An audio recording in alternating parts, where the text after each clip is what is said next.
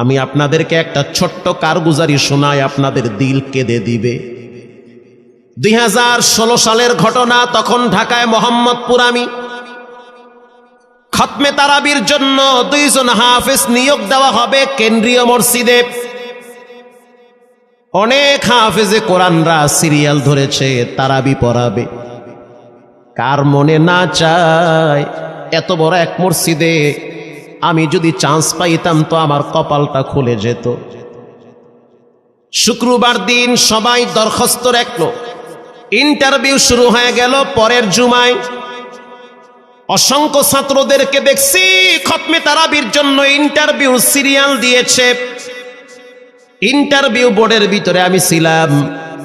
কয়েকজন হাফেজকে আমরা সিলেকশন করছি যে এদেরকে নেওয়া হবে। এদের তেলাওয়াত সুন্দর, পড়াও বড় মজার।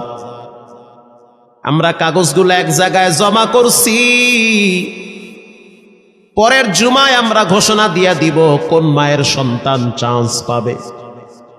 পরের জুমায় যখন জুমার নামাজের পর 3টার দিকে যখন আমরা বসে বসে ফলাফলগুলা দেখতেছি যে কাকে কত নাম্বার দেওয়া হয়েছে, দরওয়াজা লাগায় দিছি, জানলা লাগায় দিছি, এসি ছেড়ে দেওয়া হয়েছে, সব লাগানো, বাহির থেকে কিছুই দেখা যায় না। ইন দি মিন টাইমে মসজিদের বারান্দার দরওয়াজায় কে যেন নক করতেছে। খাদেম সাহেব আস্তে করে জালনা খুইলা উকি মাইরা দেখতেছে যে 2টা ছোট বাচ্চা বাহিরে দাঁড়িয়ে আছে, একেবারে অল্প বয়স। খাদেম প্রশ্ন করলো, তোমরা কারা, কেন আসছো? বলে, আমরা 2 জন আসছি খতমে তারাবির ইন্টারভিউ দেওয়ার জন্য। খাদেম সাহেব একবার পায়ের দিকে তাকায়, আবার জামার দিকে তাকায়, কারণ কথার সাথে বাহ্যিক সুরত মিলে না। অন্য অন্য ছাত্রদেরকে দেখছি কত উন্নত পোশাক পরে, গেট আপ কত সুন্দর করে ইন্টারভিউ দেওয়ার জন্য আসছে। আর এই 2 জনের দিকে তাকায় দেখলাম মনে হয় রাস্তায় ভিক্ষা করতে করতে আইছে। মানায় না, একেবারে গরিব। খাদেম বলল, ইন্টারভিউর ম্যাচ শেষ, চলে যাও বাড়িতে, নেওয়া হবে না। যাদের ব্যাপারে পরীক্ষা নেওয়া হয়েছে তাদের ব্যাপারে ঘোষণা দেওয়া হবে। বাচ্চা 2টা নাসর বান্দা বলতে আছে, আমাদের তো টাকা নাই যে আমরা ভাড়া দিয়ে এখানে আসব। বাবায় বড় কষ্ট করে 2-4টা টাকা জমা কইরা পকেটে দিয়া পাঠায় দিছে, এজন্য আসতে দেরি হয়েছে। খাদেমের বড় মায়া লাগছে, কারণ খাদেমও গরিবের সন্তান। ভিতরে গিয়া মুয়াজ্জিম সাহেবের বলতে আছে, ও ভাই, বাহিরে 2টা বাচ্চা দাঁড়ায় আছে, ওরা নাকি হাফেজে কোরআন, কিন্তু দেখলে তো মানায় না। মুয়াজ্জিম সাহেব ধমক দিয়া বলতে আছে, কোনো সুযোগ নাই, তাড়ায় দাও। খাদেম গিয়া ইমামের কানে কানে বলতে আছে, হুজুর, বাহিরে 2টা বাচ্চা দাঁড়িয়ে আছে, চেহারার ভিতরে এত মায়া, কিন্তু বাহ্যিক সুরত মিলে না, ওরা নাকি কোরআনের হাফেজ। পাশেই তো রহমানিয়ার মুহাদ্দিস সাহেব বসা আছে, তিনি বলতে আছে, কি ব্যাপার, ফিস ফিস করে আপনি কি বলতেছেন? বলে, হুজুর, বাহিরে 2টা বাচ্চা দাঁড়িয়ে আছে, তারা খতমে তারাবির ইন্টারভিউ দিতে চায়। মুহাদ্দিস সাহেব বলল, কোনো কথা নাই, আল্লাহর ঘরের দরওয়াজা খুলে দাও, এখানে কোনো পার্সিয়ালিটি চলবে না। আল্লাহর ঘরের দরওয়াজা সবার জন্য খুলে দেওয়া হবে, আসতে দাও, ভিতরে বসতে দাও। যদিও ওদেরকে দেখতে মানায় না, বংশগত তেমন মর্যাদা নাই, ভিতরে আল্লাহর কোরআন থাকার কারণে আমাদের উপরে ওয়াজিব হয়ে গেছে তাদেরকে সম্মান করা। কোন দিক থেকে মানায় না, কিন্তু ভিতরে আল্লাহর কোরআন আছে, এজন্য তাদের মর্যাদা অনেক বেশি। এবার বাচ্চা 2টা বাহিরে উজুখানায় গিয়া সুন্দর করে উজু বানাইল। উজু বানাইয়া ভিতরে ঢুইকা আমি তাকায়া দেখতেছি লঙ্গির এক মাথা নিচে আর এক মাথা উপরে, এতটাই ভয়াবহ অবস্থা। কিন্তু আজীব দৃশ্য, 2 জনের চেহারা একই রকম লাগে। 2 জনের চেহারা একই রকম লাগে, কে বড় কে ছোট বোঝা বড় কঠিন হয়ে গেছে। মুসলমান ভাইয়েরা আমার, ইমাম সাহেব প্রশ্ন করলো, তোমরা 2 জনের বাড়ি কোথায়? বলে, আমরা নারায়ণগঞ্জে ভাড়া থাকি। বাড়ি কোথায়? বলে, আমাদের বাড়ি কুড়িগ্রামে। কুড়িগ্রাম থেকে ঢাকায় কেমনে আসছো? বলে, বাবায় ঢাকায় নিয়ে আসছে। কয় মাসে কোরআন শরীফ খতম করেছ? বলে আমরা দুইজনে 11 মাসে 30 পারা কোরআন খতম করেছি। ইমাম সাহেব একবার চেহারার দিকে তাকায় আর একবার পায়ের দিকে তাকায়। স্থানীয় গণ্যমান্য অনেক ব্যক্তিরা তাকায় আছে এদের দিকে। ইমাম সাহেব বলতে আছে, বাবা তারাবির ইন্টারভিউ শেষ হয়ে গেছে, বাড়ি চলে যাও। যেটা একটু দেখতে ছোট, ও চোখের পানি দেখলাম টিস্যু দিয়া মুছতেছে। কেন কাঁদতেছ? বলে আমরা গরিব, তার জন্য মনে হয় আমাদেরকে তাড়ায়া দিতেছেন। আমরা জানতাম না ইন্টারভিউ তাড়াতাড়ি শেষ হয়ে যাবে, আসতে দেরি হয়েছে কারণ আমাদের তো ভাড়া টাকা ছিল না, বাবায় কষ্ট করে কিছু টাকা দিয়েছে, সেটা দিয়ে এখানে আসছি। এবার মুহাদ্দিস সাহেব বলতে আছে, তাহলে একটা কাজ করো, তুমি কিছু তেলাওয়াত করে শোনাও। দুইজনেই উত্তর দিল যে আমরা তেলাওয়াত করলে তো আর নিবেন না, আপনারা প্রশ্ন করেন, আমরা দুইজনে উত্তর দিব। আমি তো আশ্চর্য হয়ে গেলাম, জীবনে কত হাফেজ দেখছি, এরকম হাফেজ দেখি নাই। প্রশ্ন করবেন, আমি উত্তর দিব। বুঝতে পারলাম ভিতরের খবর কেউ না জানলেও একজন জানেন, তিনি হলেন কে?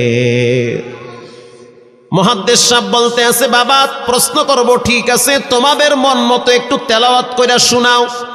তেলাওয়াত যদি মানসম্মত হয় তাহলে ইন্টারভিউ নিব, যদি না হয় তাহলে ছাঁটাই করে দিব। এবার ছোট যেটা সেটা তেলাওয়াত শুরু করলো সূরা তাহা থেকে। তাহা মা আনজালনা আলাইকাল কুরআনা লিতাশকা। এত সুন্দর পড়া মনে হইতে আছে, আসমান থেকে কোরআন নাজিল হইতেছে। এত সুন্দর পড়া, কত রঙের ঢঙের পড়া শুনলাম, এই পড়া কোনোদিন শুনি নাই। আমি তাকায় দেখলাম স্থানীয় টিউনো সাহেবের চোখের পানি বায়া বায়া পড়তেছি। ইশারা দিতে আছে আরো তেলাওয়াত করতে বলেন। এই পড়া তো শুনলে আমার দিলের ময়লাগুলা কাটে। আল্লাহর ঘরে যখন গেছি বাইতুল্লাহ ফজরের টাইমে ইমাম সাহেব তেলাওয়াত করলে যেমন মনে হয়, মনে হইতে আছে ওই কোরআনের আওয়াজটা এখন এই মসজিদে বাজতেছে। ছোট বাচ্চাটা তেলাওয়াত করলো, বড় সন্তানটাও তেলাওয়াত করলো। এবার যারা হাফেজ সাহেব ছিল তারা প্রশ্ন শুরু করলো। যেখান থেকে প্রশ্ন করে পৃষ্ঠা ঠেকায়া দেয়, একটা জায়গায়ও আটকাইতে পারে না। এমনকি বাচ্চা দুইটা এটাও বলেছে, যদি আপনাদের যদি ধৈর্য থাকে তো আমরা দুইজনে পুরা 30 পারা এখানে এক দাঁড়ানে পড়ায়া দিব। আশা করি একটাও বাঁচবে না। এত সুন্দর পড়াশোনার পরে মোতাওয়াল্লি সাহেব বলল, সব বাদ, আমার কাছে এই দুইজনই পছন্দ হয়েছে। এই দুইজন রে মোতাওয়াল্লি সাহেব দাঁড়াইতে পারে না, হুইল চেহারে বসে থাকে, কাছে ডাইকা বুকের সাথে জড়ায়া ধরছে আর বলতে আছে, আল্লাহ এমন একটা সন্তান যদি আমার থাকতো জীবনটা ধন্য হয়ে যেত। আমার মৃত্যুর পরে একটু হইল তেরা কোরআন তেলাওয়াত করতে পারত। নিয়োগ হয়ে গেল, তারাবি শুরু হয়ে গেছে। মোহাম্মদপুর থানায় গিয়ে খবর নিয়ে দেখেন অনেক পুলিশরা এই বাচ্চার পিছনে দাঁড়ায় দাঁড়ায় নামাজ পড়ে চোখের পানি ছেড়ে কেঁদেছে। শুধু তাই নয়, অনেক হিন্দু মহিলারা পর্যন্ত রাস্তায় হাঁটার সময় তেলাওয়াতের আওয়াজে দাঁড়ায় দাঁড়ায় কোরআন শ্রবণ করেছে। শুধু তাই নয়, অনেক বড় বড় ডাকাত, মাস্তান, সন্ত্রাস, কিশোর গ্যাংয়েরা পর্যন্ত দাঁড়ায় দাঁড়ায় কোরআনের আওয়াজ শুনেছে। 17ই রমজান দেশে বদর দিবস, হাজার হাজার মুসল্লি দাঁড়িয়ে আছি। ইমাম সাহেব জানে না যে এরা দুইজনে আপন মায়ের পেটের ভাই হয়, এটা ইমামের জানা নাই। দুইজনে তারাবি চলতে আছে, চমৎকার পড়া, পিছনে শত শত মাওলানা মুফতি দাঁড়ায় থাকে। মনে হইতেছে তেলাওয়াতের আওয়াজে আর এক জগতে হারিয়ে যায়, এত সুন্দর পড়া। তারাবি শেষ হয়ে গেল, মুসাফা শুরু হয়ে গেল। বাচ্চা দুইটারে কেউ বুকের সাথে জড়ায়, কেউ কপালে চুমা দেয়, বলে আল্লাহর কোরআনকে চুমা দেই। হাজার হাজার মানুষ যখন আস্তে আস্তে নামাজ শেষ করে চলে গেল, একেবারে মসজিদের পিছনে বারান্দার পরে আরো একটা বারান্দা থাকে, ওই বারান্দায় এক লোক বসে বসে গামছা দিয়া চোখের পানি মুছতেছে। কিছুক্ষণ পরে লোকটা দেওয়ালের সাথে কপালটা ঠেকায় দিয়া একেবারে অস্থির হয়ে গেল, মনে হচ্ছে তার ভিতরে কাঁপুনি শুরু হয়ে গেছে। কিছু মুসল্লি গিয়া প্রশ্ন করলো, কি হয়েছে আপনার? বলে আমার কিছুই হয় নাই। টাকা লাগবে? বলে না, টাকা লাগবে না। তাহলে আপনি কেন এখানে কাঁদতেছেন? বলে আমি এমনি কাঁদতেছি, এটা কষ্টের কান্না না, এটা খুশির কান্না। এটা কষ্টের কান্না না, এটা খুশির কান্না, আনন্দর কান্না। আল বুকা মিনাল ফারাহ, অতি সুখে মানুষ কখনো কখনো কেঁদে দেয়, চোখের পানি ছেড়ে দেয়। ইমাম সাহেব বলল, পিছনে কে? লোকটা তাকে সামনে নিয়ে আসে। এবার লোকটাকে যখন কিছু দূর সামনে আনা হইল, ওই বাচ্চা দুইটা মসজিদের ভিতর থেকে দৌড় মাইরা গিয়া বলতে আছে, এই লোকটা আমার আব্বা, ইনি আমার আব্বা হয়। ধমক দিবেন না, রাগ করবেন না। আমার আব্বা ঢাকা শহরে রিক্সা চালায়, রিক্সা চালায় চালায় আমাদের দুইটা ভাইরে কোরআনের হাফেজ বানাইছে। ইমাম সাহেব ধমক দিয়ে বলতে আছে, আপনি কেন দেরি করলেন? আগে কেন আসলেন না? রিক্সাওয়ালা বলতে আছে, আমি যদি আগে আসতাম আর যদি পরিচয় দিতাম আমি রিক্সাওয়ালা, হয়তো আমার বাচ্চা দুইটারে মানুষ খোটা দিবে যে রিক্সাওয়ালার পোলা। এজন্য আমি আসি নাই। দূর থেকে নামাজে কোরআন তেলাওয়াত শুইলা আবার আস্তে করে দূরে চলে যাই। মাঝে মাঝে বাচ্চা দুইটার সাথে দূর থেকে আইসা দেখা করি। এটাই হলো কোরআনের বরকত। পরে শুনতে পারলাম এই বাচ্চা দুইটার মাও নাকি গাড়ি অ্যাক্সিডেন্টে মারা গেছে। লাশ পড়ে আছে সেই কুড়িগ্রামে। একটা ছেলের নাম জোবায়ের আর একটার নাম হলো তালহা। রিক্সাওয়ালা বলতে আছে, আমার আফসোস নাই, কষ্ট হলো এক জায়গায়, সেটা হলো ঈদের সময় বাচ্চাগুলা তো বাড়িতে যাবে, বাড়িতে যাওয়ার পরে দেখবে ওদের মায়ের লাশ কবরে পড়ে আছে। ডানে বামে মাটি, সামনে পিছনে মাটি, মাটির ঘর, অন্ধকার কবরে মা ঘুমায়। ঈদের দিন এমন কোন দরদি নাই যে আমার বাচ্চাগুলারে সান্ত্বনা দিবে। গত ঈদেও দেখছি বাচ্চা দুইটা মায়ের কবরের পাশে দাঁড়ায় দাঁড়ায় লম্বা টাইম কেঁদেছিল। আমাদের ঘরে কোনো ঈদ নাই। রিক্সাওয়ালাকে সান্ত্বনা দেওয়া হইল, নসিব আপনার ভালো, কপাল খুলে গেছে। দুইটা সন্তান হীরার টুকরা এমন ভাবে তৈরি করেছেন, মনে হইতে আছে জিন্দা কোরআন হাঁটতেছে। এজন্য সন্তানগুলাকে দিনদার বানান, ঠকবেন না। বর্তমান জমানায় মানুষ বড় স্বার্থপর। একমাত্র কলিজার টুকরা মা বাবার জন্য যেই দোয়াটা করে ওটা অন্য কেউ সহজে করতে চায় না। কথা ঠিক না ব্যাঠিক? সন্তানগুলারে দিনদার বানান, নেককার বানান, আল্লাহওয়ালা বানান। আল্লাহ পাক বলেন, যারা কোরআন পড়ে, নামাজ পড়ে, আল্লাহর রাস্তায় দান করে, তারা হলো সফল ব্যবসায়ী।